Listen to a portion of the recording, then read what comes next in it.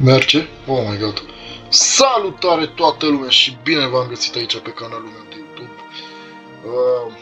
La păsările, la al doilea episod din... Deci, asta, da, eram în Gaming Hub și salutare toată lumea. Eu sunt... Nu. Iar îmi uitam numele, eram în clasă. Eu sunt Elmon Năzdrăvan 23 și astăzi o să ne jucăm Angry Birds Star Wars. Updatat pe varianta de PC, care e mult mai mișto. Deci, este... Cei care v-ați uitat la Star Wars, sunt primele episoade în Angry Birds. Adică avem așa. Avem Naboo Invasion, care... Cred că în primele episoade era... Ce era, doamne? Mamă, merge lag. Era... Nu știu. Era ceva. Da, mă rog.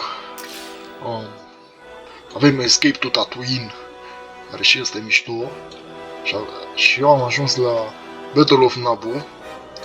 Și vreau să ajung la asta, la Rise of the Clones. Dacă doriți mai multe episoade, dați-mi like, subscribe, share. Și dacă vreți jocul, doar dați-mi mesaj pe Insta, vă las link în descriere. Insta-ul meu. Jocul e destul de ok. Mie îmi place. Și hai să ne jucăm. Mamă, ce așa. Niau! Am luat unde ăla? Oh my god. Eu nu știu acum cum aud. Dacă mă aud încet sau tare sau audio. Sincer să vă zic. Chiar mi-e frică cum aud fere. Am crezut că mi-a dat jocul crash. Mereu pățesc asta să-mi dea jocul crash. Dar nu înțeleg de ce virul de crash jocul. Ok. Oh my god. Online, da? O, da. 2 secunde să...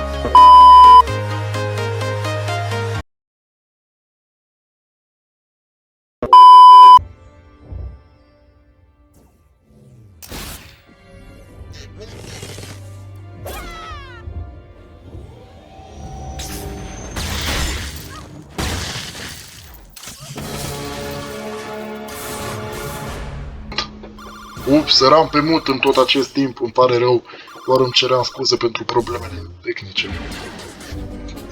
Am verci nivelul ăsta.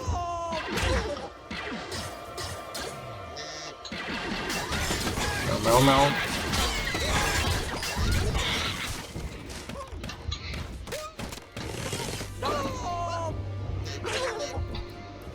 Coaie! Da, am o armă secretă.